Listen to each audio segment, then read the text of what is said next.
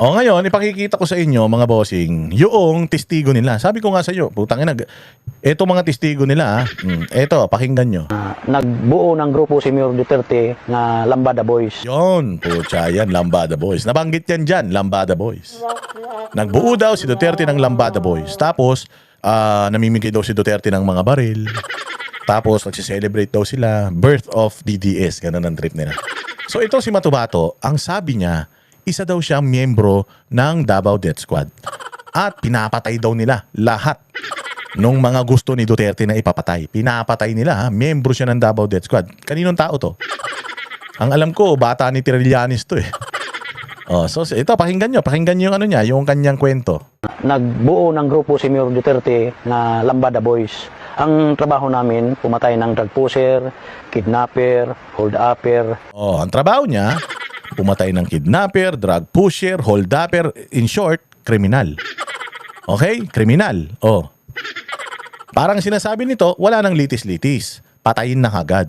At sila ang pumapatay. Wow, ang ganda ng istorya, di ba? O eto na. Rapist, yan ang trabaho ko.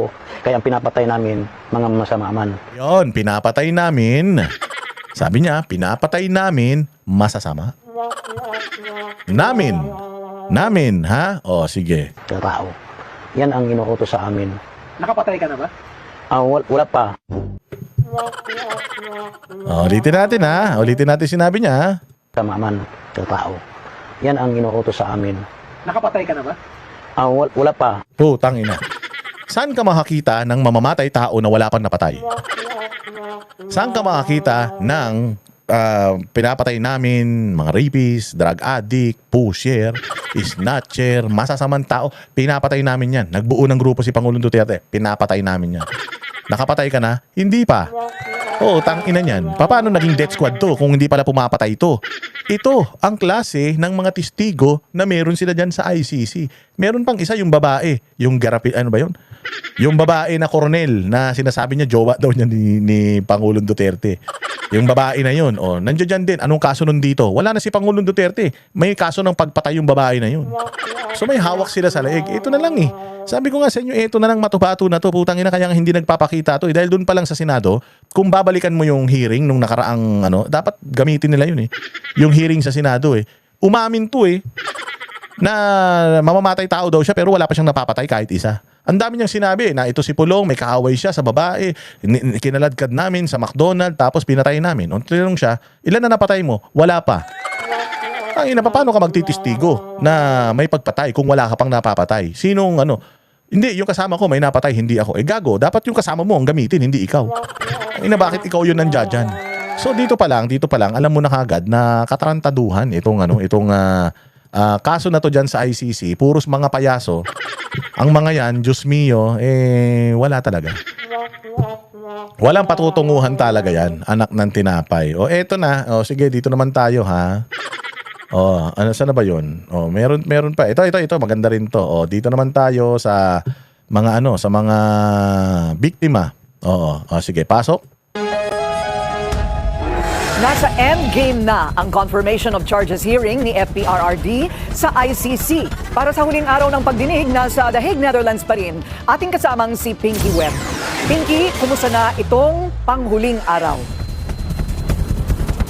Torina, ito na nga ang last bilang panig. Panalo sila sa kaso ni dating Pangulong Rodrigo Duterte. Sabi ng mga abogado ni FPRRD, binasag ni Duterte lead counsel Nicholas Kaufman ang ebidensya ng prosecution. The prosecution theory has been shattered to pieces. You know why? Because the very testimonial evidence and documentary evidence presented by the prosecution have been thoroughly rebutted by, let's go to the testimonial evidence. Contradictions between and among the so-called witnesses, even contradictions with the witness himself or herself. Madalit sabi, puro batay or based on hearsay, double hearsay, speculation, surmises. Yun naman sa documentary evidence, sinabi ko na kanina yun. Yung the very document na pininisinta nila para ipakita yung murderous intent, saka yung tinatawag nilang community or conspiracy between the president and the PNP, sumabog din sa mukha nila kasi yung dokumentong circular na sinasabi nila yun ang command to kill. Eh lumalabas, the very document itself shows na nakalagay doon, if you have to arrest, you have to do it in accordance with law. Oh, yun yung tokhang. You have to arrest, if you're gonna arrest, you have to arrest in accordance with the law. Oh, paanong yung tokhang, yun ang ano, tas yung doon nga neutralize. Yung neutralize doon sa memorandum circular na yon, sinasabi nila kill daw. Yung tangina mga Inglesero na kayo, hindi pa kayo marunong. In short, bagsak sila. Tanong naman ng abogado ng mga biktima, saan ang shattered? Actually, wala akong nakita nag-shatter eh. Kasi Wala doon nakita nag-shatter. Siyempre, bulag ka eh. Tinan mo pag si Sal Panelo tinanong mo, nagbibigay siya ng, sabi niya, wala, binasag eh. Halimbawa, ito, nagbigay siya ng mga instances eh. O ito, tinan mo. tingnan mo yung ebidensya nila. Una, sabi nila, yung widespread element, hindi naman yan nag-present ng mapa.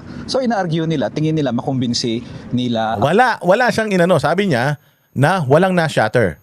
Pero, nung sinabi niya na walang na-shatter, nagbigay siya ng example, pero wala siyang example. Parang sinasabi lang niya na, sinabi nila, not guilty daw si Pangulong Duterte. Sa tingin ba nila pakikinggan yan ng mga judges? Wala siyang instance, wala siyang mga sinabi ni Kaufman na nabasag nung kabila. Samantalang si Panelo, nung nagsabi siya, nag-cite siya ng at least mga 2-3 na meron ang prosekusyon na binasag ni Kaufman. O, diyan mo makikita. Ito mga to kasi propagandista yan. Ang korte na hindi widespread yung patayan. Makaka-shatter ba yun? Hindi makaka-shatter. O, tulad yun. Sinasabi daw na widespread. Pero, hindi naman daw widespread, sabi ni Kaufman. And, ang sabi lang niya, sa tingin ba nila, mapapaniwala nila? Yun na yun. Ang daming sinabi ni Kaufman dyan. Wala ka ni isa na na-cite dun sa mga sinabi ni Kaufman na, walang kakwenta-kwenta. So, ibig sabihin, wala. Sa leeg talaga tama nila. Wala silang ma-cite na instance eh. Doon sa testimonya or doon sa mga sinabi ni Kaufman na masasabi mong nanalo sila eh. Si Sal Panelo meron eh. Testimonial evidence, double hearsay, speculative. Tapos yung document na pinakita nila, sabi doon, nakalagay doon na lawful dapat kung mag-aaresto kayo. So doon pa lang talo na. Yung neutralize, sabi nyo kill pero hindi naman.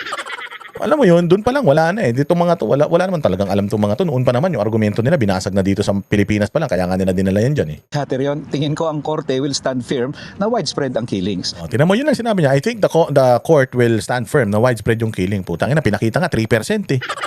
Paanong widespread yung killing? 3%. Yung numero nung namatay doon sa sumuko. Ano naging widespread yun? Buti sana kung 50-50 o kaya 30% man lang. 3%. Ang natanga yan. I would even agree that pack up na, tapos na. Kasi Ganun lang sila, pack up na, tapos na kasi. pwede na po tayong mag-pack up na pruwebahan na ng prosecution ang kanyang kaso. Paanong paraan? Mag-cite ka nga ng pruweba ng prosekusyon na hindi nabasag ni Kaufman. Wala, propagandista lang ito. Sinasabi nito, wala, panis. Pero wala siyang masabi kung alin doon sa mga sinabi ni Kaufman yung pinanis nung prosekusyon. Wala, nga. At hindi ito natibag. Ang pamilya naman, Sinabi lang nila. Hindi ito natibag. Anak ng tinapay, yan na yun. Tanginan yan. Sabi ko nga sa inyo, wala yan. Wala. Magpapaawa sila ngayon. ng mga biktima, naglabas ng sama ng loob Naglabas na sama ng loob. Itong mukhang isdang babae na to. Yan, yung putang ina yung mukhang bisugo. Yung babae na yan, yung daw kapatid niya, yung dalawa, ang tumira, riding in tandem. Putang inang yan. War on drugs pa din yan. Walang hiya naman talaga. matapos marinig ang pahayag ni Kaufman. Nakikita po namin na talagang minaliit po ang aming... Minaliit. Tangina. Hindi mamaliitin talaga pagkataon yung mga adik yung mga nyo eh. Di umano mga adik yung mga anak nyo eh. Mga kamag-anak ninyo eh. Umiyak ka ate. Pag hindi ka umiyak, madideport ka. tao. Kung baga, Iyak. parang walang halaga yung Iyak. aming mga mahal sa buhay. Iyak. Anong walang halaga? Wala talagang halaga buhay niyan dahil marami ring mga buhay na sinira mga yan. Sinasabi na Umiyak ka. Parang hindi binigyan ng halaga yung aming paghihirap, yung aming pagdurusa. Depende Ang ina nyo, unang-una sa lahat, kung yung mga kamag-anak nyo, pinatino nyo eh. Kung yung mga kamag-anak nyo, hindi nyo pinagdroga yung mga yan, di sana. Di sana buhay pa mga yan. Hayop na mga... sa ni Kaufman, wala siyang intensyong maliitin ang mga naulila. Pero trabaho niyang depensahan si Duterte. Of course I felt for the poor lady in the gallery yesterday who was crying, because I'm a human being. We're all human beings.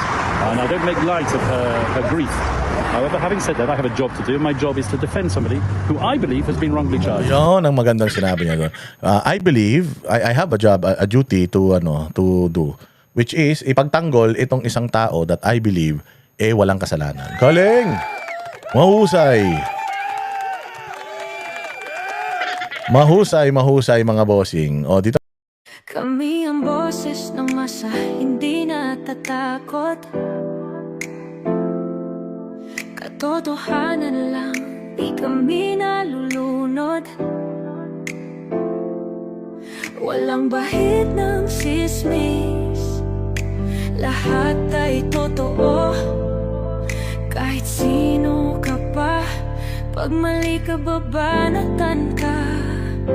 Walang pinipili kulay, wala kaming kinikilingan.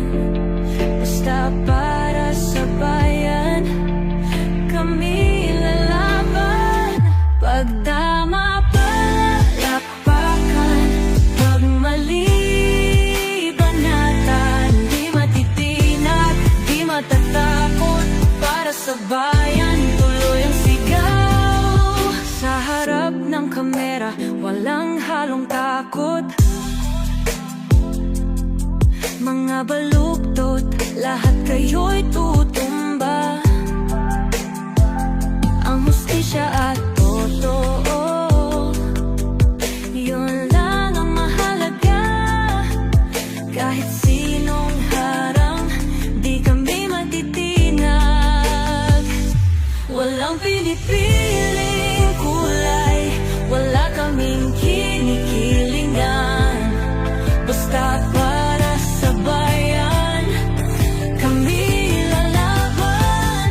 Pag tama palapakan, pag mali banatan. Di matitinag, di matatakot, para sa bayan tuloy ang sigaw. Kung nasa tama ka, ikaw ay aming kasama. Pero pag mali ka, handa ka na bang mabasag? Banateros kami, walang inuunan. Dahil bayan muna, bago ang sarili.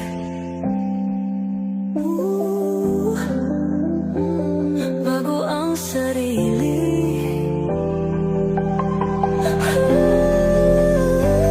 Pag tama palakpakan, pag mali banatan. Banateros ang sigaw, katotohanan ang laban.